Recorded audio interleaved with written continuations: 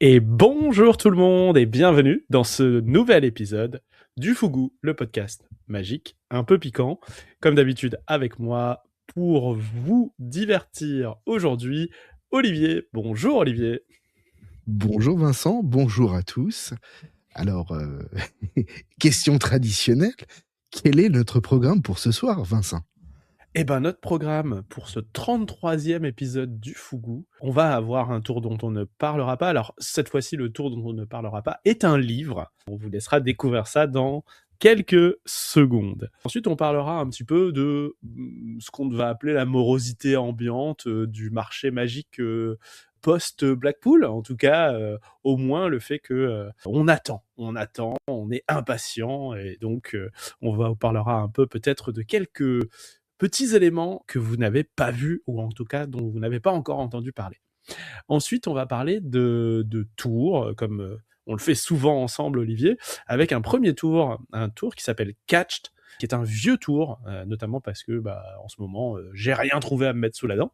Puis on parlera d'un élément un peu polémique, la polémique du moment, la polémique ou le drama, comme disent les jeunes sur Internet, le drama Craig Petty et le monde entier, puisque on dirait que Craig Petty a décidé de se mettre le monde entier à dos.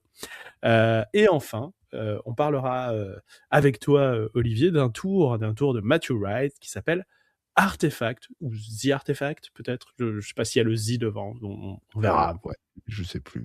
Mais bon, artefact, ça suffira. Et le tour, ou plutôt le livre dont on ne parlera pas. De quel livre ne parlera-t-on pas aujourd'hui ? Une petite pépite, Abracadabra 2 de David Riegel. Donc c'est la deuxième, c'est le deuxième tome, quoi. Ah bah oui, parce que là, après le succès du premier, parce que comme moi, je pense que tu en avais entendu parler, mode ironie, mais le deuxième vient de sortir. Alors, de quoi s'agit-il? C'est un petit livre rectangulaire, un petit format. Alors, je ne saurais pas te dire combien de pages il y a dedans parce que je l'ai feuilleté, mais vraiment, ça m'a brûlé les doigts. Et c'est une compilation d'humour de magiciens. On ne doit pas partager le même humour, lui et nous, en tout cas. Pour s'en rendre compte, il suffit d'aller sur Internet. Certaines boutiques proposent quelques illustrations à découvrir. Il y en a une qui était un classique pas très drôle, et puis d'autres carrément pas drôles du tout, à la limite vulgaire même. Encore, ça aurait été fait par un artiste. Je me serais dit, il y a une dimension artistique, on veut faire travailler un illustrateur. Mais là, pas du tout. C'est l'intelligence artificielle qui est aux commandes. C'est une bonne raison de vous épargner l'achat et de perdre 24 € que je vous engage à verser dans des projets beaucoup plus intéressants que celui-ci.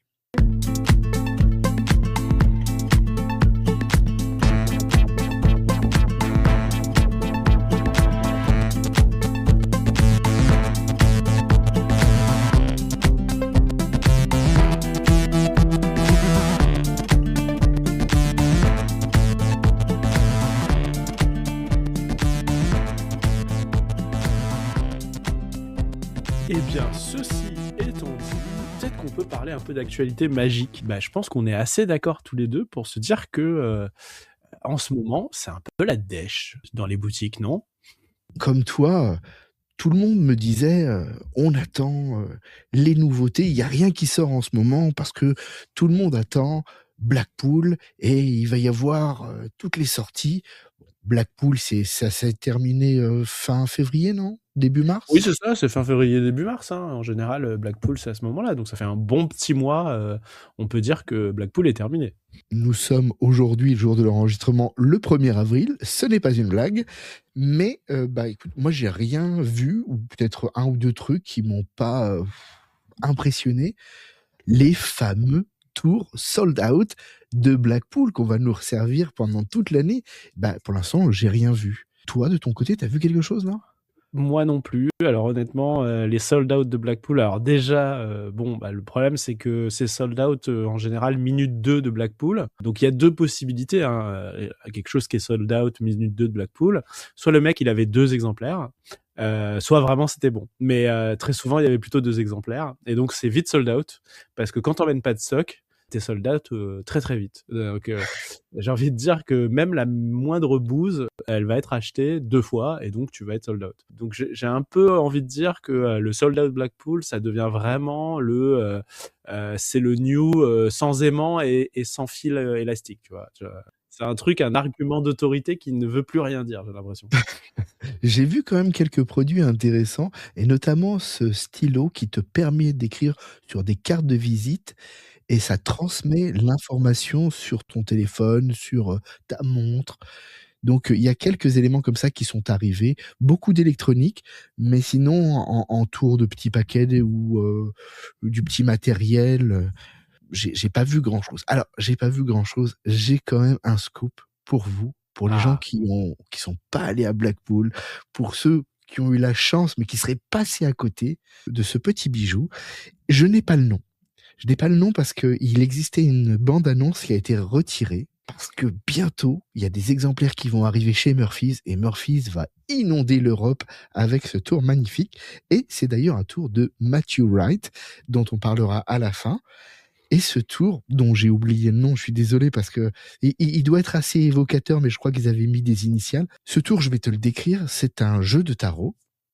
Et donc, tu présentes les lames, tu dis aux personnes, bah voilà, là, tu as tiré l'amoureux. L'amoureux, ça dénote ton caractère, le fait que tu sois très empathique. Enfin bon, tu racontes un baratin pas ouais, possible.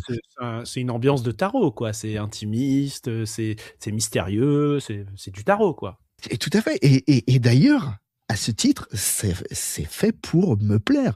Quand je vois la bande-annonce, je me dis, mais oui, j'adore ça. Allons-y, regardons la suite. Alors, le jeu est retourné face en bas parce que, évidemment, pour déterminer ta sensibilité, on va te faire choisir une lame au hasard, hein. Sinon, tout le monde prendrait la force ou je ne sais quoi. Oui.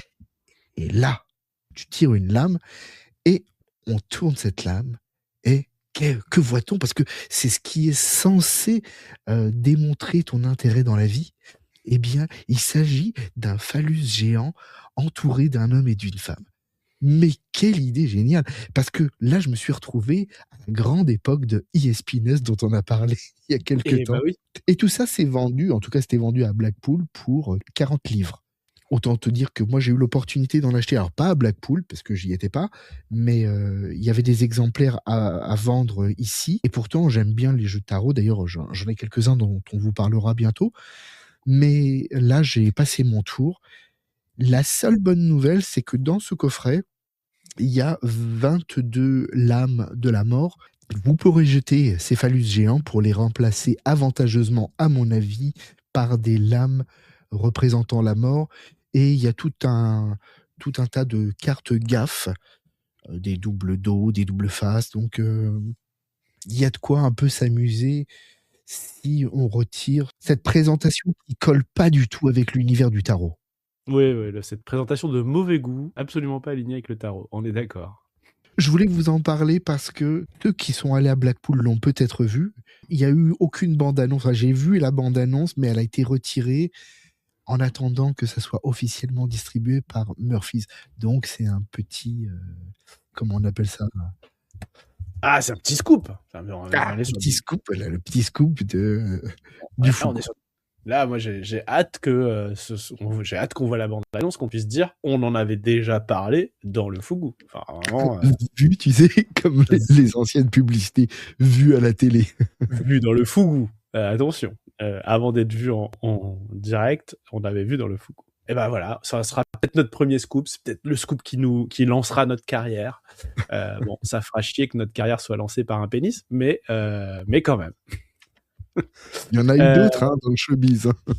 Il y en a eu d'autres, c'est vrai, c'est vrai, c'est vrai, c'est vrai.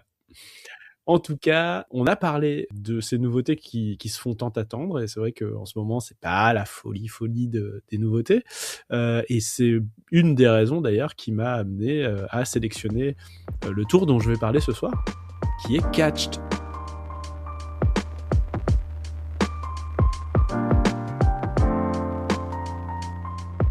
Catched, c'est un tour qui nous vient d'un magicien qui est d'Amérique latine. Alors, je ne saurais pas d'où exactement en Amérique latine. Ce magicien, c'est Daniel Ketchedian, qui est un magicien que je n'ai pas vu en dehors de la bande-annonce de ce tour. C'est un tour qui est assez ancien, je dirais que moi ça fait au moins 5 ans, peut-être même plus de 5 ans que j'ai fait l'achat de son tour, donc on n'est vraiment pas sur quelque chose de nouveau. Ça reste un tour qui est toujours disponible, en tout cas dans certaines boutiques. Et en fait, je parle de ce tour ce soir pour 2 raisons. La première, c'est que j'ai rangé mon tiroir à bazar, et donc que j'ai retrouvé ce tour et que ça m'a donné envie d'en reparler. Et le deuxième, c'est parce qu'en fait, c'est typiquement le genre de tour que j'ai acheté pas pour la bonne raison, et que j'ai acheté pour quelque chose et avec lequel je n'ai absolument pas fait que j'avais prévu de faire. Donc peut-être qu'il faut qu'on commence par qu'est-ce que c'est Catched? À l'origine. À l'origine, Catch, qu'est-ce que c'est? À l'origine, c'est présenté comme l'opener de Daniel Ketchedian, et cet opener, c'est un opener qui est censé jouer sur un gag en 2 temps. En gros, le magicien rentre sur scène avec une carte pliée en 4 dans les mains. Il explique au spectateur qu'il va faire le premier tour qu'il a appris à faire et qu'il fait depuis 20 ans à chaque fois qu'il monte sur scène, en demandant à un spectateur de choisir librement n'importe quelle carte d'un jeu de 52 cartes. Donc la personne cite une carte, et à ce moment-là, le magicien déplie la carte et dit à tout le monde « Eh bien, ça fait 20 ans que je fais ce tour et je n'ai jamais réussi ce tour », et il montre qu'il n'a pas du tout la carte que la personne a citée.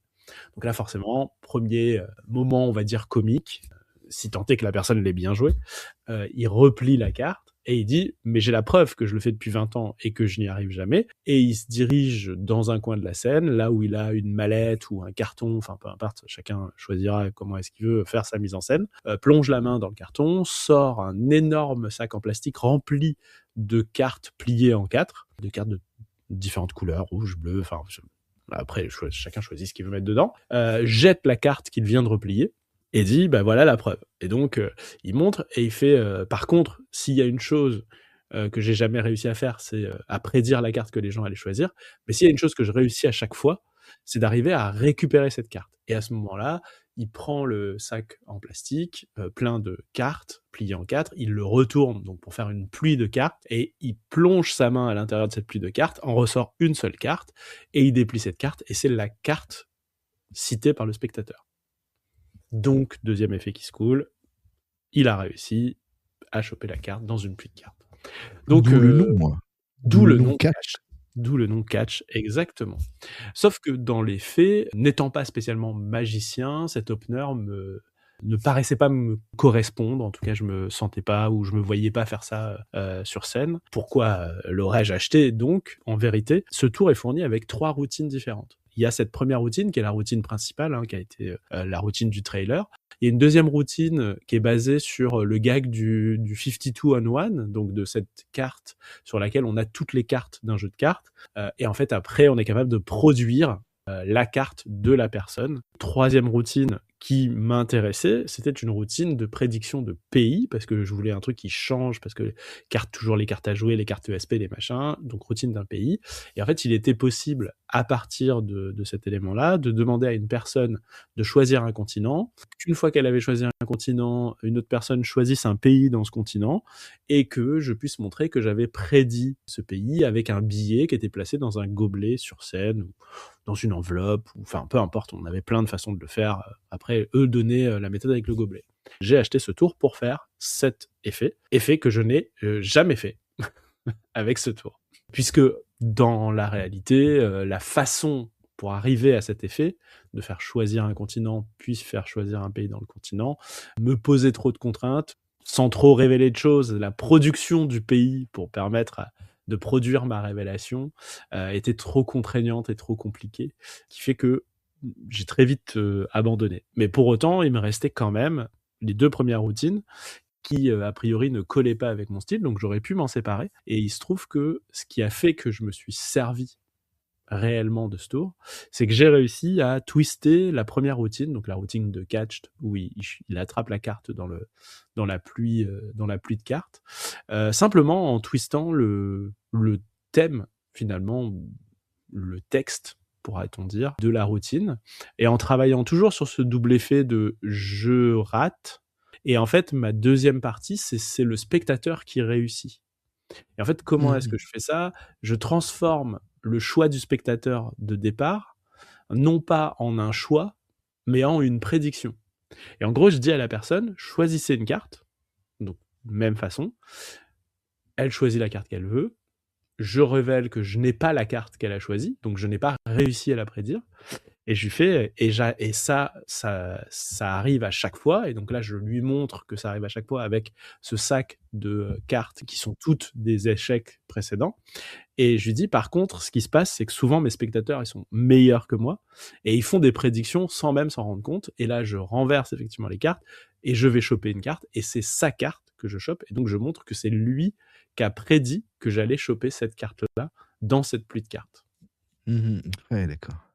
Je change les choses et je rends le spectateur, entre guillemets, acteur de la prédiction.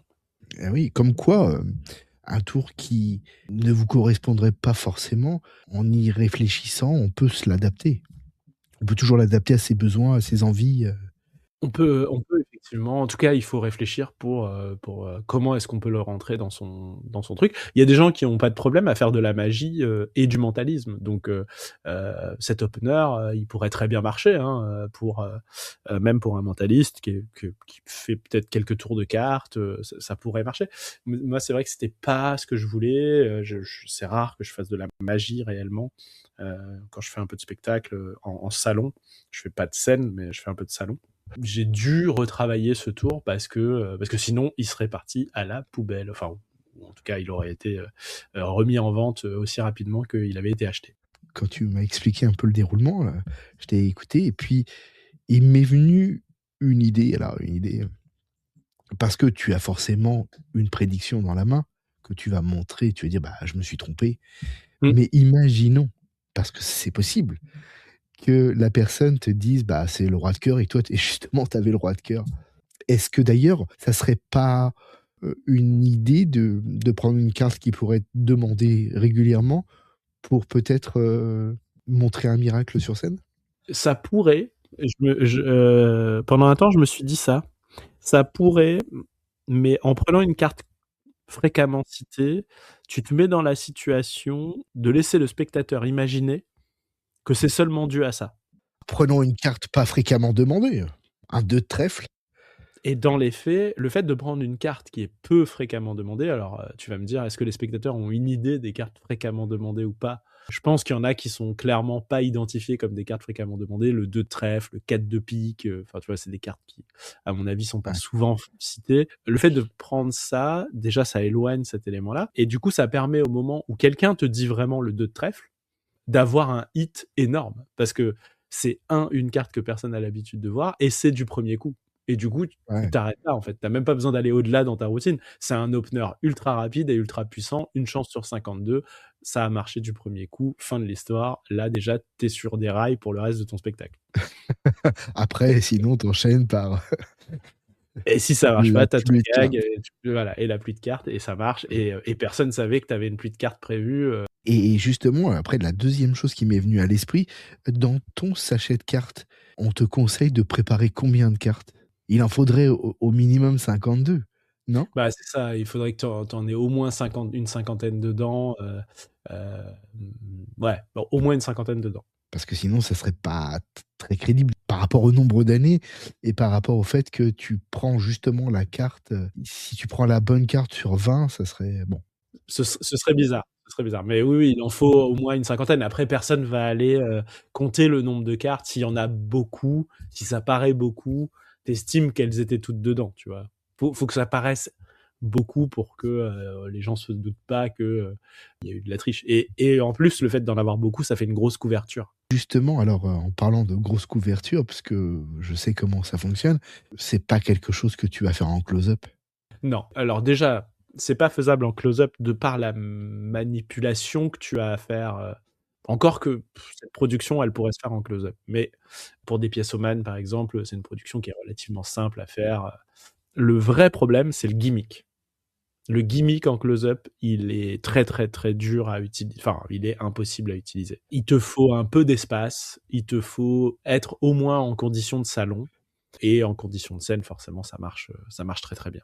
D'accord. Et alors, une autre question, parce qu'on l'a pas abordé, mais c'est, je peux pas dire le mot, hein, mais c'est fabriqué dans du matériau de qualité? Alors, c'est fabriqué par Vernet, pour ceux qui connaissent un peu la fabrication Vernet. C'est pas de la mauvaise qualité, mais c'est pas du high-tech. Donc, voilà, on est sur du carton plastifié.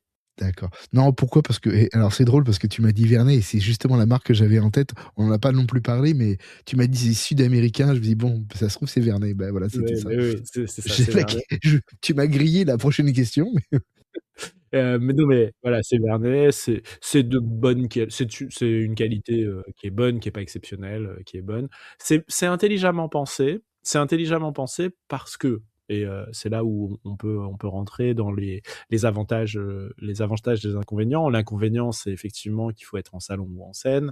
C'est que ça s'adapte pas forcément à tout le monde parce que il faut avoir envie de faire un de ces trois effets-là, hein. Dans les faits, le gimmick pourrait être utilisé pour plein d'autres choses. Mais il a quand même des avantages, ce gimmick, parce qu'il a été bien pensé.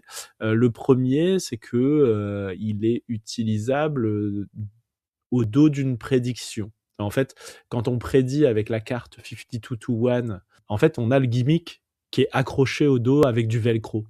Et donc, en fait, notre prédiction est notre gimmick. Et ça, c'est hyper intéressant parce que ça nous permet d'être très proche, de pas avoir à faire de déplacement et de pas avoir à faire trop de manipulation. mais alors du coup, ta carte 52 parce que moi, dans mon esprit, 52 to 1, c'est une carte, bicycle, c'est une grande carte. Ouais, c'est une carte jumbo. C'est une vraie grande carte jumbo, donc c'est fait pour du salon ou de la scène, donc c'est vraiment fait pour être vu de loin. Les gens ont pas besoin de s'approcher pour le voir. Et du coup, Ouais, ça ouais. permet d'avoir à l'arrière de cette carte jumbo le gimmick qui est déjà en place. C'est la même chose pour la carte du monde, puisque du coup, la carte du monde que tu sors, le planisphère, qui est un grand planisphère, alors un peu à l'ancienne, donc il faut aimer ce style de planisphère. Mais du coup, au dos, tu retrouveras ton gimmick qui te permet de récupérer ce que tu as à récupérer. On a quelque chose qui est intelligemment pensé, avec des systèmes de velcro, donc ça marche bien, ça tient bien. Sur le gimmick, on a des détrompeurs, donc on a des systèmes qui nous permettent de savoir quoi et où exactement. Donc ça permet effectivement d'avoir une lisibilité qui est plus simple. Alors, ce détrompeur, il est uniquement utile pour le cadre où tu dois prédire une carte, parce que c'est un détrompeur pour des cartes. Dans le cadre de la routine avec les pays du monde, et c'est là où je trouve que c'est plus compliqué, c'est qu'il n'y a pas de détrompeur, donc il faut se faire son propre moyen mnémotechnique pour retrouver exactement où et quoi. Tu as le gimmick, Ouais. une carte jumbo 52 en 1, Mhm. une carte, enfin la planisphère, et tu as Ouais. autre chose? Oui, tu as aussi des cartes donc qui vont avec le planisphère, qui sont les listes de tous les pays du monde Mmh. par continent. Donc en fait, tu as une carte par continent, et sur chaque continent, tu as la liste de tous les pays pour que les gens en fait utilisent ces listes pour choisir un pays. Et tu as aussi une grande enveloppe pour mettre soit ta carte 52 soit ton planisphère, et un grand sac en plastique pour mettre tes cartes pliées et ton gimmick, bien sûr. Voilà. Plus des vidéos explicatives très basiques, assez mal produites. On va pas se mentir, c'est pas des productions hollywoodiennes. De mémoire, je les ai pas re-regardées, mais de mémoire, elles sont en espagnol, sous-titrées en anglais. Je crois qu'ils parlent pas anglais dans la vidéo. Bah, parfois, c'est mieux que lorsqu'ils parlent en anglais qu'on comprend pas ce qu'ils disent, je C'est vrai, c'est vrai. Et le son est pas fou, mais de mémoire, parce que je les ai pas re-regardés juste avant de faire cette chronique. il me semble que c'est une des premières fois où on parle d'un tour, plus axé, salle en scène sur Mmh. le Fugu, mais je peux me tromper. Et alors, ça se trouve à quel prix ce tour? Actuellement, on le trouve sur des boutiques françaises entre 55 et 60 euros. Mmh. Donc c'est un prix qui est quand même un peu élevé, enfin un peu élevé. En tout cas, c'est pas, voilà, c'est pas de l'entrée de gamme, j'ai envie de dire, hein, en termes de prix, mais ça reste pour un outil de salon scène, finalement un prix pas si cher que ça. Il y a du matériel dedans. Franchement, le matériel, voilà, ils étaient pas obligés de mettre un sac en plastique, ils étaient pas obligés de mettre une enveloppe. Enfin voilà, il y avait plein de choses sur lesquelles ils étaient peut-être pas obligés d'aller, ils l'ont fait et c'est plutôt bien, même si ça reste assez basique en termes de qualité. Les tutoriels sont là, c'est pas mal. Enfin, franchement, de mémoire, il y avait des bons tips aussi sur comment le jouer, comment l'amener. Donc ça, c'était plutôt pas mal, même si la production était pas au niveau. Donc globalement, c'est pas si cher que ça. Mais je me suis rendu compte en faisant les recherches avant quand même, parce qu'on prépare, même si on regarde pas tous les tutos, que si on change de continent et qu'on va aux États-Unis, le produit est vendu entre 150 et 200 $, ce qui fait une très très grosse différence de prix avec chez nous. Donc ouais, ça paraît très cher, donc je sais pas pourquoi ce prix est aussi important. C'est très demandé. Peut-être très demandé, hein. Peut-être que j'ai sous-estimé le potentiel de ce tour, hein, mais c'est drôle parce que, enfin c'est drôle, non, c'est pas drôle, ça en dit long sur le marché actuel. C'est-à-dire que c'est un tour.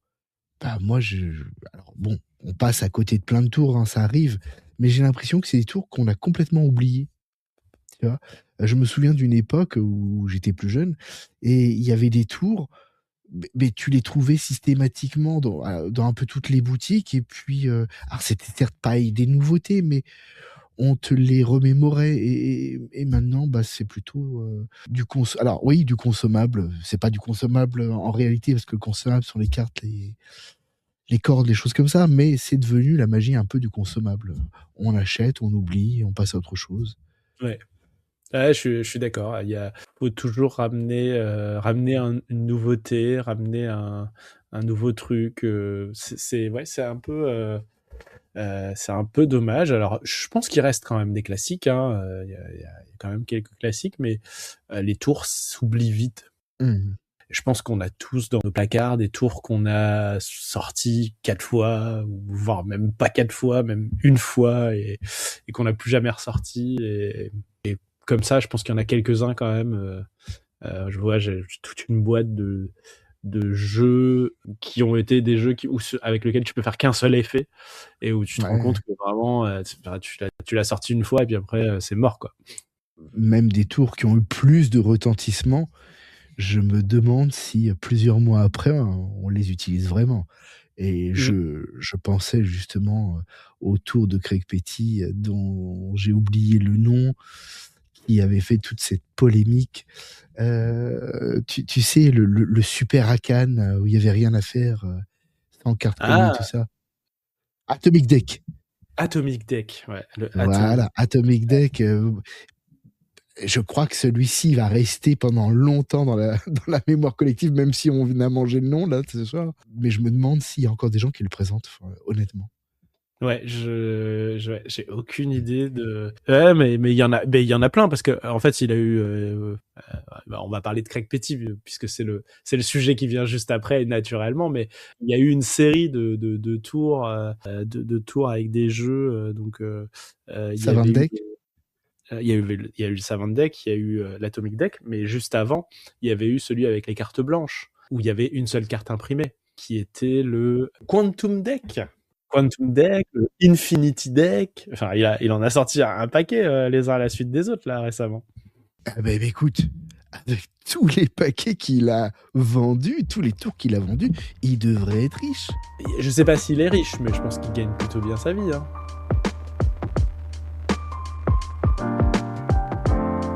Si on parle de Craig Petty, faut qu'on parle du drama Craig Petty. As-tu entendu parler de ce drame qui secoue le monde de la magie? Moi, je vis plus depuis.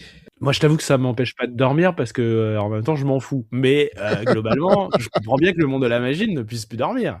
Déjà parce que c'est Craig Petty, et qu'en général, quand Craig Petty est vénère, il hurle sur tout le monde.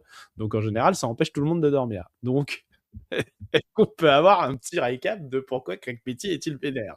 Alors, les gens vont se dire, mais ils ont une dent contre Craig Petty, il va faire un Magic TV spécial Fougou, c'est qui ces deux cons? Ah oui, il va nous Le défoncer. Ah, moi, putain, j'ai hâte défoncer. de me faire drama par Craig Petty. Hein. J'ai hâte parce que je pense qu'on va bien rigoler. Bah alors, pour ceux qui vivraient pas sur la planète magie, eh bien, figure-toi que Igal Mesika a connu des petits problèmes, et notamment avec Craig Petty.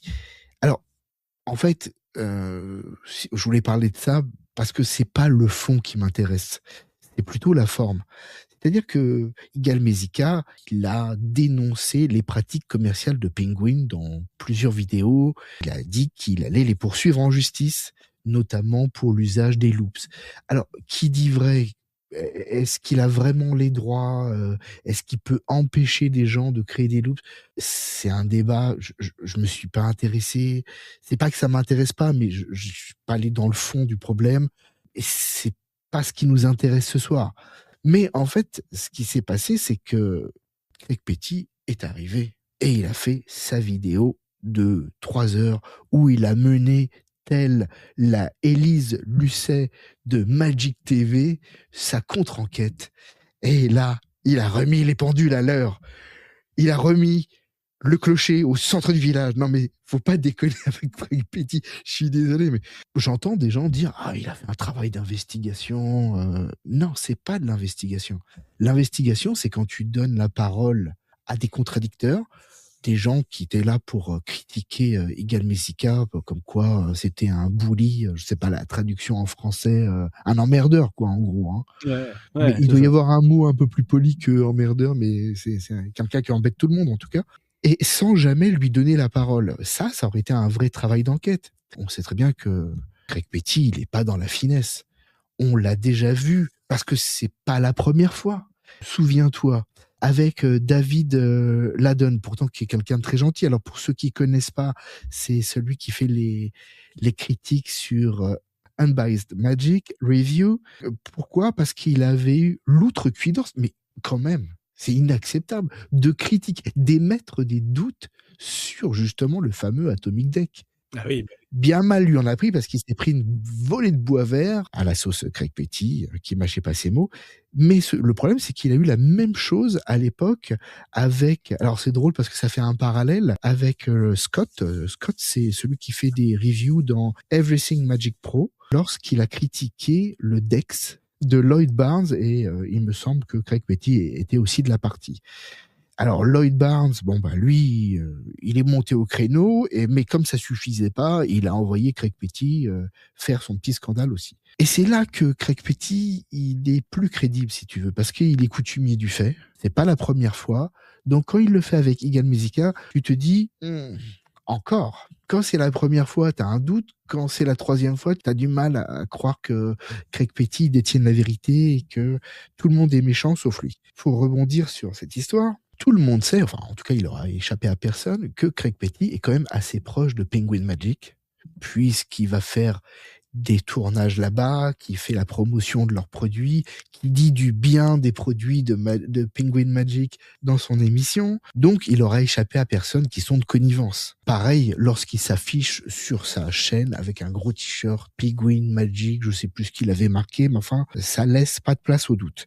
On peut s'interroger sur son impartialité. Moi, la seule chose qui m'est venue à l'esprit, c'est que Penguin Magic, ils ont été critiqués dans le sens, bah, oui, ce sont des copieurs, ce sont des voleurs, mais comme ils sont pas si bêtes que ça, ils ont dit, on va mettre une pièce dans le petit nourrin qu'est Craig Petty, on va remonter le ressort et il va nous défendre, on va l'envoyer au front, et c'est lui qui va se charger de critiquer Igal Mesika à notre place.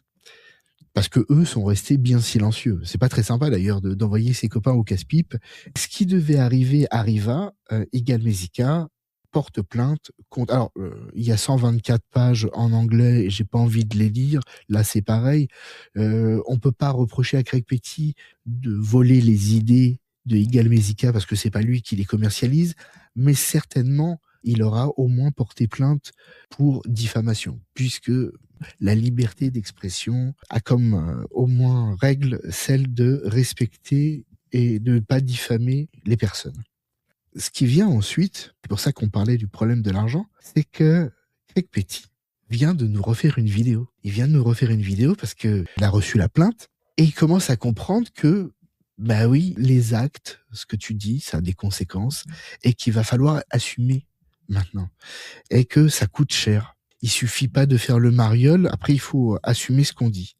Et il vient nous expliquer, il vient nous dire, mais la communauté magique, je vous prends à témoin, je parle en votre nom, je défends votre liberté d'expression. Attendez, on redescend, on va se calmer. Parce que oui, ça existe. Les procédures, en France, on connaît. Porter plainte pour diffamation alors qu'il n'y a pas de diffamation. Objectivement, il n'y a pas. On voit ça, c'est un comportement sectaire qui est souvent dirigé contre des scientifiques qui combattent les mouvements sectaires. C'est vrai dans le cas des mouvements sectaires, mais c'est aussi vrai dans plein d'autres cas. En politique, c'est très utilisé. Les procédures bâillons, c'est quelque chose qui est très très souvent utilisé pour essayer d'éviter que des victimes, par exemple, portent plainte contre des agresseurs connus. Typiquement, c'est des choses qui se savent de manière à ce que finalement les personnes aient plus envie de porter plainte, ou en tout cas n'aient plus le courage de porter plainte, au risque de se voir poursuivre pour plein de motifs complètement débiles, mais qui, à la fin, épuisent et moralement et financièrement des gens qui n'ont pas les moyens d'aller jusqu'au bout de ce type de procédure. Tout à fait. Et d'ailleurs, il le dit pas, mais c'est un peu ce qu'il invoque. Quand il dit « on m'empêche de parler », je ne sais pas si le terme existe en anglais, mais on parle là indirectement de procédure bâillon. Pour moi, il n'y a pas de procédure bâillon. On a remis en cause Yigal Mesika et c'est son droit de se défendre. Ça me choque pas énormément. Moi, je le ferai pas parce que je trouve ça un peu inutile et oui, effectivement, il va passer pour l'empêcheur de tourner en rond, mais au bout d'un moment, peut-être que finalement, sur la quantité de gens que Craig Petty a insulté ou a dénigré, il y en a un qui dit bon, bah maintenant, ça suffit, il a les moyens et il va aller jusqu'au bout. Mais le pire dans tout ça, et moi, c'est ce qui me choque, c'est que tu fais des tours, tu fais des émissions, et je pense qu'il le fait pas juste par grandeur d'âme, mais certainement il fait assez de vues pour être rémunéré et pour faire l'autopromotion de ses produits ou la promotion des produits de ses amis, au passage en dégageant parfois injustement les produits d'autres qui sont pas ses amis. Pourquoi il est aujourd'hui obligé de demander à la communauté magique, à travers une quête, il récolte de l'argent pour assurer sa défense. Alors moi, je dis, quand tu sais faire de l'argent avec la communauté magique, sur le dos de la communauté magique, quand tu prétends parler pour elle alors qu'elle t'a rien demandé, eh ben, tu prends tes responsabilités et puis tu te défends comme un grand. Il faut assumer. Et puis on n'est pas dans une procédure bâillon au sens premier du terme, parce que il n'y a pas un grand méchant avec plein de moyens qui attaque un petit qui a pas de moyens, parce que quand tu prends les deux parties qui sont potentiellement attaquées, ils sont à peu près au même niveau, voire même peut-être que c'est l'inverse, tu vois, celui qui a le plus de moyens, c'est certainement Craig Petty d'entre les deux. Donc, dans les faits, bon, je pense que le fait de dire procédure bâillon, ou en tout cas de laisser penser ça, est assez peu pertinent. Deuxièmement, effectivement, on n'a jamais demandé à ce que Craig Petty parle en notre nom. On lui demande rien du tout à Craig Petty d'ailleurs. Mais bon, il le fait quand même, et il a l'impression que c'est un service rendu à l'humanité. Mais dans les faits, personne ne lui a jamais demandé. Et j'ai envie de dire, le dernier point, c'est que personne ne lui a jamais proposé non plus. C'est lui qui est venu le demander. Ça aurait pu être un peu différent, mais je t'avoue que n'ayant pas suivi en détail les choses, je n'ai pas la chronologie et le calendrier, mais ça aurait pu être différent si des gens avaient lancé une cagnotte pour l'aider. S'il y avait eu un élan de solidarité spontané de plein de gens qui se soient réunis et qui se soient dit « Ah, on va faire une cagnotte pour Craig Petty et on va abonder pour que on défende celui qui nous a toujours défendu, celui qui nous a toujours aidé. » Mais il me semble, sauf à ce que je me trompe, que c'est pas le cas. En fait, il me semble pas qu'il y ait eu de gens qui spontanément se soient dit « Ah, Craig Petty est mon sauveur. » Donc c'est Craig Petty qui a le syndrome du sauveur. C'est pas nous qui pensons ça. Donc en l'occurrence, bon, bah c'est bien gentil de demander de l'argent. D'ailleurs, je serais assez curieux de savoir à combien est cette cagnotte aujourd'hui, parce qu'à mon avis, ça me ferait bien mal au derche de voir qu'il y a des gens qui ont donné. Eh ben, crois-moi, je suis pas allé voir, hein, donc si tu veux, par curiosité, jeter un coup d'œil sur ces vidéos et chercher le lien qui doit être en dessous. Je crains que tu qu'on soit surpris dans le mauvais sens du terme et qu'il y ait des gens qui aient donné. Parfois, je me dis: «La communauté prend pas assez de recul pour dire: "Mais peut-être que là, tu es allé trop loin, quoi"». Et c'est bien de soutenir un magicien, alors on rigole avec lui, mais au fond, il y a plein de choses qu'il a fait qui sont très bien, hein, on tire un peu sur l'ambulance comme ça parce que c'est un peu amusant, mais objectivement parlant, j'ai rien contre lui. Mais viens pas dire que tu parles en mon nom alors que moi, je t'ai rien demandé. Je suis pas dans l'histoire de Eagle et de Penguin. Donc si jamais ils ont un problème, ils le résoudront, ensemble, devant un tribunal, mais prends pas les gens à partie mène pas ta croisade qui est clairement dirigée. Je dois bien avouer que, que j'ai mal au derche, parce que le temps qu'on parle, j'ai quand même été chercher. Et il faut admettre qu'il a quand même réussi à lever presque 18 000 $. Hein. 18 000, non mais tu te rends compte? 18 Bon 000 alors les $. gars, la dernière fois on a dit du mal d'un magicien, on est poursuivi. Alors on a mis une cagnotte en ligne, envoyez-nous des sous. Ah ouais, envoyez-nous des sous, hein, vraiment. Ah, on est à 1,80 €. Ouais, vraiment 18 000 $. Bon, il n'a pas atteint son palier souhaité. Il avait un palier à 30 000. Mais il y a quelques noms de la magie qui ont donné publiquement et des sommes pas neutres. Des sommes parfois avec 4 chiffres. Alors après je dis parce que comme on l'a dit, hein, on n'a pas vu le fond, c'est la forme, si tu veux. Oui, bien Et sûr. et et sur le fond, c'est possible qu'il ait totalement raison, mais tu attaques pas, frontalement des gens comme ça, je veux dire, personne lui a demandé de venir et de jouer Zorro. C'est un rôle qu'il a choisi lui-même. Et d'ailleurs, entre parenthèses, si je voulais être méchant, il est plutôt Sergent Garcia que Zorro, mais bon, on l'avait dit pas le physique. Mais, On avait dit pas le physique. On avait dit pas le physique. non, mais trêve de plaisanterie. On lui a pas demandé de faire ça.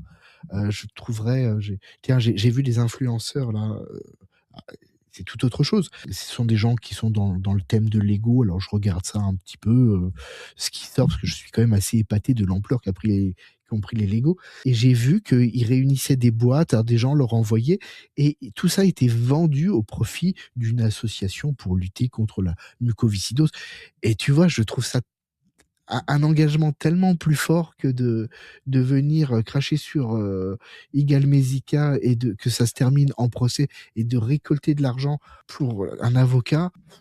On est Tu vois, d'accord. j'aurais dit, Craig tu fais, une action pour des orphelins, des trucs comme ça. Ouais, je suis à fond derrière toi, mais pas pour ça, quoi, pas pour ça. On est d'accord. Pas pour ça. Il fallait pas faire ça. Pas maintenant, Zizou. Pas après tout ce que t'as fait. Ah, trop tard. Ouais, finalement, on en dit quoi? On en dit qu'on est bien avancé, finalement. C'est pas un sujet très sérieux, mais la preuve est que 18 000 $, c'est quand même, je savais pas, hein, j'avais pas regardé. S'il avait récolté, 1 800 $, j'aurais déjà été surpris, mais voilà, donc Mais, là, c'est beaucoup plus et c'est très surprenant. et on sait le nombre de personnes qui ont donné? C'est, pour donner une idée À de peu la près moyenne? 300. À peu près 300 personnes. Ah, c'est quand même, c'est pas rien, quoi. Non, c'est pas rien, mais c'est surtout que ça fait un gros montant par personne. Alors, je sais pas comment ils font. Ouais, si, c'est à peu près une soixantaine de dollars en moyenne par personne, donc c'est pas négligeable. Hein. C'est pas négligeable. Je me dis, on essaye de faire économiser de l'argent aux gens, mais si c'est pour qu'ils le mettent dans les procès de Craig Petty, je suis pas sûr que j'ai envie de leur faire économiser plus d'argent. Hein. Je crois que c'est plutôt la communauté, anglo-saxonne, qui a dû se mobiliser et pas trop, la communauté francophone. Non, ouais, c'est plutôt les Américains forcément. Et puis peu importe, on peut avoir envie d'aider un créateur qu'on aime lire et écouter. La réalité, c'est que c'était plutôt aussi de remettre le côté revenons aussi au fait qu'on est juste dans l'univers de la magie, hein. On parle de création de tours de magie, on parle pas de choses en lien avec les sectes, avec la guerre, avec l'inceste, avec ce qu'on veut. Enfin, ça ne reste que des guéguerres d'ego entre magiciens, créateurs ou pas créateurs, mais enfin voilà, c'est pas non plus hyper important. Ça aurait dû rester entre une personne qui se dit détentrice de droit et la boutique qui commercialise illégalement selon le premier. Voilà, ça aurait dû en rester là et se régler qu'entre eux et ne pas atteindre tout le reste de la communauté qui est certainement plus intéressée par les critiques ou le contenu parce qu'il a du contenu intéressant. Donc. On est d'accord. Eh ben, si on a fait le tour du drama Craig Petty égale Messica, je te propose qu'on aille vers quelque chose que certainement les gens attendent. Et d'ailleurs, il me semble que Matthew Wright est pas très très loin dans ce drama, mais il en est pas le cœur, mais en tout cas, il est pas si loin que ça. Un tour de Matthew Wright dont tu voulais nous parler.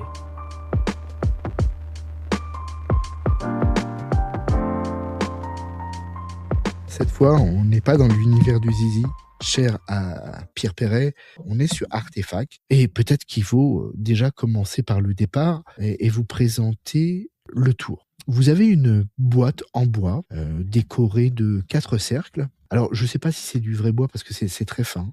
Je ne suis pas un expert, mais c'est joli et ça contient tout votre matériel. Et cette boîte est livrée dans un petit étui en carton. Et ce petit étui en carton est accompagné d'un papier qui vous dit « Attention, ne pas le déchirer, gardez-le car vous en aurez besoin pendant le tour. » Voilà, j'ai trahi un des secrets. Vous sortez cette boîte, vous ouvrez et que contient-elle? Des cartes. Des cartes à l'aspect vieilli sur lesquelles se trouvent des symboles. Alors, il y a une clé de vie. Alors, je me souviens plus de toutes les significations. Celle-ci, d'ailleurs, je m'en souviens pas. Il y a une libellule. Alors, il me semble que c'était le symbole chinois. Il y a une espèce de fleur. C'est une boussole. Peut-être une boussole. Il me semble que c'est une boussole, celle-ci. Et il y a le labyrinthe. Donc, chaque carte a une signification. Tu mélanges ces cartes, tu les étales sur la table et tu demandes à ton spectateur de prendre 5 cartes au hasard. Ces cartes sont regroupées, mises de côté, et là tu présentes cette formidable feuille de papier que je te montre à l'écran. Voilà, elle est décorée et elle a l'emplacement pour poser 5 cartes. Putain, c'est quand même une sacrée coïncidence. C'est dingue. T'as même pas besoin de justifier. Tu fais un petit peu de place sur ta table pour pouvoir travailler, pour pouvoir étaler tes cartes. Et là, c'est bien fait quand même parce que tu vas demander au spectateur de poser les 5 cartes qu'il a sélectionnées. Et jusqu'à la fin, et d'ailleurs, c'est une chose qui m'a surprise, c'est que tu peux demander à la personne, tu voudrais pas échanger une des cartes? Alors, il te dit oui ou il te dit non, et tu fais un échange. Et ensuite vient le dernier élément, et certainement le plus joli, selon moi, c'est le médaillon. Donc, je te le montre. Voilà, il est vieilli. Très beau médaillon. Des reliefs. C'est en relief. Ça reprend les 5 symboles qui courent tout le long. On retrouve les 4 cercles qui sont sur la boîte aussi. Exactement. Et ils sont aussi de l'autre côté. Tu poses ce médaillon qui a des pouvoirs magiques sur la table. Ton spectateur est invité à placer les cartes dans le sens des aiguilles d'une montre, mais il commence par où il veut. Donc toi, tu mets ton médaillon. Et là, on va commencer. Alors, j'ai oublié de dire une chose, mais c'est pas très grave. Parmi ces 5 cartes, il en choisit une, il en regarde une. Et ensuite, il dispose ses cartes sur cette petite feuille. Le médaillon est posé. On va retourner toutes les cartes. Le magicien va essayer de deviner par un contact physique de son doigt qu'il va apposer sur le front du spectateur pour lire de ses pensées et il lui dira « Vous avez choisi tel symbole. Est-ce vrai? Oui, c'est vrai. » Et sur le bout du doigt, le magicien aura... Alors, je le fais pour te le montrer. Je ne sais pas si tu vas le voir, mais... Ah oui, on le voit. On le voit. Ouais. Il aura le symbole choisi sur le bout du doigt. Alors, c'est un truc qui a été couramment utilisé pour révéler des cartes. Tout le monde aura compris le principe, mais c'est assez sympa. Lorsque les cartes sont révélées et que le jeton est retourné, tous les symboles se retrouve dans la même position que sur la pièce. Donc, il a choisi les 5 symboles Il les a arrangés. dans la bonne position par rapport à la médaille. Et là, l'élément qui m'a, moi, surpris, c'est lorsque tu prends le reste du jeu, que tu l'étales, toutes les cartes sont blanches. Ah. Le contenu, la boîte, tu vois que dans la boîte, il y a l'emplacement pour la médaille. Tu peux ranger tes cartes par-dessus, ton papier que tu replies et tu refermes ta boîte. Je sais que certains ont dit oui, mais alors ce sont des cartes en plastique, c'est pas très, enfin ça fait pas réaliste. Ouais. Effectivement, même la boîte en bois fait pas réaliste, mais à la décharge de Matthew Wright, il prétend pas que c'est un objet ancien. Lui dit avoir fait une visite et il a acheté un objet souvenir. Production chinoise, Exactement. un truc historique, voilà. Exactement. Et qui va essayer de reproduire le cérémonial. Et alors oui, ça fait pas authentique, mais il l'annonce, lui, il dit ce sont des reproductions. Et pourquoi pas, ça marche très bien. Qu'avons-nous? On a 5 cartes avec des symboles, on a 25 cartes blanches, et dans le petit étui, parce qu'on a un étui qui peut contenir les cartes, mais qu'on n'utilise pas dans la routine, on a 5 autres cartes avec des symboles. Là, Matthew Wright a du mal à l'expliquer. Il dit, oui, vous pourrez les changer si elles sont abîmées. Bon, en même temps, c'est du plastique, donc c'est pas vraiment du plastique, c'est un espèce de carton un peu plastifié. Ça risque pas de s'abîmer avant longtemps. Il fait une remarque qui m'a fait beaucoup sourire, parce que j'ai repensé à ce dont on avait parlé il y a quelque temps. Il a dit, à la limite, vous pourriez faire, même si c'est pas fait pour, vous pourriez faire un match ESP. Bah oui, forcément, le fameux match ESP, il revient. Moi, ce que j'ai bien aimé, c'est qu'il a fallu quand même sourcer tout ça. Bon, les cartes, c'est peut-être pas ce qu'il y a de plus compliqué à faire. Non. En revanche, le médaillon, ça a dû être un peu plus délicat. En tout cas, le médaillon est sympa, ouais. La boîte, c'est pareil. Alors, la boîte, elle a la fonction de ranger votre matériel, mais elle présente un trucage qui vous permet de réaliser votre tour. A priori, moi, c'est quelque chose qui m'a plutôt séduit, et j'en suis au point où je me dis, j'ai ça, je le voulais avant qu'il disparaisse, avant qu'il n'y en ait pas, parce que j'imagine que ça ne doit pas être un très très gros tirage, mais pour le moment, je ne sais pas quoi en faire. C'est dans mon placard, comme on le disait, le tiroir à bordel utile. Le tiroir à bordel utile, mais voilà, quand, on ne sait pas. J'ai bien aimé aussi, alors lui, il le donne dans les explications, mais il le fait pas dans sa routine. Je sais pas pourquoi il le fait pas, mais j'ai bien aimé avoir la marque de l'objet sur le doigt. Tu peux t'en passer, c'est une question de goût. Oui, c'est deux façons différentes de le présenter, ouais. C'est pas difficile, techniquement, c'est pas très compliqué. La seule chose, c'est qu'il y a quand même pas mal d'éléments à garder en tête, dans la disposition, dans les manipulations, dans les mouvements. Techniquement, il n'y a rien. Tout se fait et tout doit être naturel, donc il faut le travailler quand même un peu pour que tout puisse se faire assez naturellement. Je suis content de l'avoir acheté, mais je dois bien t'avouer que j'ai pas encore réussi à me l'approprier suffisamment pour pouvoir le présenter. C'est aussi pas évident, je pense, par la thématique. La thématique à amener, elle est jamais simple. Quand on est sur des trucs un peu ésotériques, un peu mystiques, un peu magie, underground, on va dire, je trouve que c'est toujours plus compliqué à présenter. J'ai du mal, moi. Il y a plein d'effets que j'aime beaucoup, qui sont à mon avis, de bons effets de ce qu'on pourrait appeler magie bizarre, ou enfin, voilà, c'est l'univers de la magie bizarre, hein, on va le mettre là-dedans, et où j'arrive pas à rentrer parce que j'ai du mal à le sortir et à le mettre en œuvre avec des amis, avec des gens que je connais. Enfin voilà, je trouve qu'il faut vraiment un prétexte fort pour faire ce genre de tour. Est-ce que tu l'assumes pas, peut-être? Certainement parce que je l'assume pas, mais parce que aussi c'est pas mon quotidien, en fait. Dans mon quotidien, je suis pas quelqu'un de mystique. Je suis même plutôt l'inverse. Je suis quelqu'un qui est plutôt un sceptique. C'est sûr que si je vais vers ce genre de tour, que j'aime cependant par ailleurs, je suis toujours un peu border avec ma vraie nature. Et du coup, c'est compliqué à assumer, c'est compliqué à faire rentrer. Et pourtant, paradoxalement, Je travaille de moins en moins, mais je fais de plus en plus de magie, et notamment dans mon milieu professionnel, avec des clients avec qui je suis en salon, avec qui je passe du temps. Et je fais des choses qui sont considérées par ces gens-là comme, on va dire, paranormales, extraordinaires, au sens de pas dans l'ordinaire, et donc qui pourraient coller avec cet univers de magie bizarre.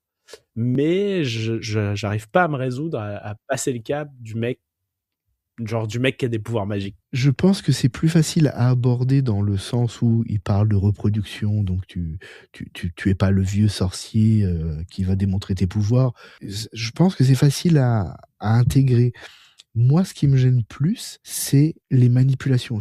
C'est assez paradoxal parce qu'il y a pas de technique, mais il y a tout un tas de choses à faire avec lesquelles, bizarrement, je me sens pas à l'aise. Déjà, il faut travailler sur une table, c'est évident. Alors je dis pas, peut-être je suis pas dans le bon état d'esprit, hein, peut-être c'est possible, mais je reste persuadé que je vais m'en servir pour quelque chose, mais pour l'instant ça n'a pas fait encore mouche. Peut-être que c'est juste une question d'histoire. C'est avant tout le matériel qui m'a convaincu, et notamment ce médaillon, parce que peut-être que c'est la boîte et tout le reste qui me gêne, et que un jour je ferai quelque chose avec, sans forcément utiliser la feuille que je t'ai montrée, sans forcément avoir cette correspondance, parce que c'est quand même assez contraignant. Peut-être simplifier et rester plus sur l'aspect médaillon, et avec la prédiction au bout du doigt. Il y a plusieurs façons d'arriver au même résultat, hein. De toute façon, le symbole qui va être choisi, toi, tu le sais. Donc, c'est clair pour les gens. Mais c'est le fait que ça corresponde parfaitement dans l'ordre. C'est peut-être ça qui m'a pas complètement convaincu. Question, tu dis qu'il y a des choses à retenir, il n'y a pas de manipulation au sens premier du terme, mais il y a des choses à retenir. Ça veut dire que c'est quand même un truc qui est très procédural, comme tour? Non, parce que au départ, tu étales vraiment les cartes, les gens en prennent 5 là où ils veulent. Il y a une grande liberté, hein, dans les choix, mais c'est au moment où il faut que tout soit bien coordonné, si tu veux. Tu déplies, tu pousses ton matériel, tu ramènes les cartes, tu dis bon, bah, en choisissant une, bah, tu commences où tu veux, mais tu les mets dans un ordre cyclique. Après, toi, il faut que tu repères ce qui a été choisi par le spectateur, que tu places ton médaillon en fonction de son choix. C'est plutôt ces petites choses qui, mis bout à bout, me posent problème. Ok. Qui est vraiment convaincant, par contre, à la fin, quand tu dis, bah tiens, regarde, je vais poser la dernière, tu veux la changer? Tiens, prends-en une autre. Il explique sa manière qui est très simple et qui est assez gonflée, mais il existe des petites techniques pour changer une carte par une autre qui sont très habiles dans le mouvement des mains. Et je regrette, alors ça, je l'ai lu dans un autre livre, et je l'ai vu dans un autre programme, mais je regrette que lui ne l'explique pas et qu'il reste que sur la partie bluff.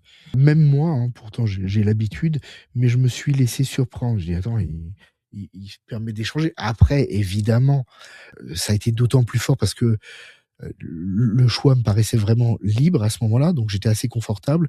Et là où j'étais surpris, c'est quand il a retourné toutes les cartes et qu'elles étaient toutes blanches. Je dis, mais attends, mais comment il a fait là tout à l'heure, parce jusqu'au dernier moment, et ça m'a éloigné de la solution qui était finalement excessivement simple. Ok. Je suis content du matériel, mais il va falloir que je trouve une procédure qui me corresponde mieux, tout en préservant, et je crois que c'est surtout ça, l'aspect choix réellement libre et la vraie surprise de la fin. Parce que trouver la carte, même avoir la petite boursouflure du symbole sur le bout des doigts, c'est déjà sympathique, tu vois? Surtout que les gens qui connaissent pas, sauront pas comment tu as réalisé ce truc, qui va vraiment enfoncer le clou. Alors, je sais que c'est pas quelque chose de nouveau, on le voit souvent en magie, mais là, on s'y attend. En tout cas, moi, je m'y suis pas attendu à ce final avec que les cartes blanches. Mais encore une fois, c'est la preuve qu'on peut avoir un très bon tour qui ne correspond pas à un magicien, ou en tout cas dans lequel on n'arrive pas à se projeter et où ça demande de travailler. Et parfois d'ailleurs, c'est là où on fait des grands tours. C'est quand on trouve la bonne façon d'intégrer un bon tour dans son style, dans son élément, dans sa façon de faire, dans un enchaînement qui soit logique. C'est pas forcément parce que le jour où vous recevez un tour, ou le moment où vous le découvrez, vous n'avez pas la bonne idée, vous n'avez pas la bonne façon de le faire, que ça restera un mauvais tour toujours. La question, c'est est-ce que j'ai envie de travailler dessus? Est-ce que j'ai envie de me l'approprier? Et si oui, je vais travailler et je vais me l'approprier à un moment donné en lui trouvant un intérêt et un usage dans mes besoins et dans ce que je fais. En fait, on parlait tout à l'heure du fil conducteur, mais c'est peut-être ça. Toi, dans ton premier tour, tu as réussi à l'adapter à quelque chose qui te convenait. Et moi, j'ai pas encore réussi, mais le fil conducteur, c'est ces 2 tours, a priori, au départ, ils nous convenaient pas, mais il reste à l'adapter. Alors, on n'a pas parlé du prix. Le moins cher, là où je l'ai trouvé, j'ai trouvé à 65 €. Donc ça reste dans la fourchette haute pour moi. Il y a du matériel, c'est pas si fou que ça, hein, c'est pas du matériel commun, j'ai envie de dire. Mine de rien, l'amulette, elle est pas commune, la boîte, elle est pas commune, les cartes, elles sont spécifiques, on aime pas le style, mais elles sont comme ça. Donc, puis il y a la feuille, la grande feuille qui sert de support. Donc dans les faits, c'est pas si onéreux pour le matériel qui est fourni. Le packaging est quand même assez pauvre, ça aurait mérité d'être protégé un petit peu mieux. D'avoir une boîte pour mettre la boîte. Peut-être, ouais. Ce qui est embêtant, c'est que tu as vite fait de perdre les instructions comme je l'ai fait. Impossible de retrouver les instructions. Alors, c'est pas un problème parce que le vendeur me les redonnera, il me redonnera un lien, mais si ça avait été contenu dans quelque chose d'un peu mieux, eh bien, j'aurais certainement pas perdu les instructions. J'ai l'impression qu'on touche à la fin de cet épisode, Olivier. Comme d'habitude, on peut dire à nos auditeurs, en tout cas on peut les remercier déjà de nous avoir écoutés jusqu'au bout. On peut leur dire aussi qu'on est toujours content de lire leurs commentaires, parce que c'est vrai, on lit vos commentaires, on y répond autant que faire se peut, et on est toujours très content d'avoir vos remarques. Vous inquiétez pas si vous dites du mal de nous, on ne vous fera pas de procès, il n'y a pas de souci, vous pouvez dire ce que vous pensez du podcast, on prend toutes les critiques avec bienveillance. Et puis, si on doit faire un procès, de toute façon, on fera une cagnotte, donc on vous demandera de participer. Et on veut 18 000 $. Mis à part cette blague qui nous fait reboucler sur notre ami, on remercie une nouvelle fois tous nos auditeurs qui nous écoutent déjà, et aussi tous ceux qui nous partagent à d'autres. N'hésitez pas à partager ce podcast, faites-le tourner à vos amis magiciens, faites-nous découvrir, laissez-nous une note sur votre plateforme de podcast préférée. On vous dit à très très vite pour un nouvel épisode. On approche de l'épisode 35 dans lequel il y aura forcément une surprise, vous commencez à nous connaître. Olivier, bonsoir. Bonsoir à tous, très content d'avoir partagé ce moment avec vous. On n'est pas toujours super sérieux, on avait envie un peu de plaisanter sur cette actualité qui paraît dérisoire face à ce que le monde est en train de traverser malheureusement dans cette époque un peu troublée. Donc on sourit, un peu d'ironie, ça fait pas de mal. Ne soyons pas que au premier degré. Sur ce, je vous souhaite à tous, à toi Vincent, merci et une très bonne soirée.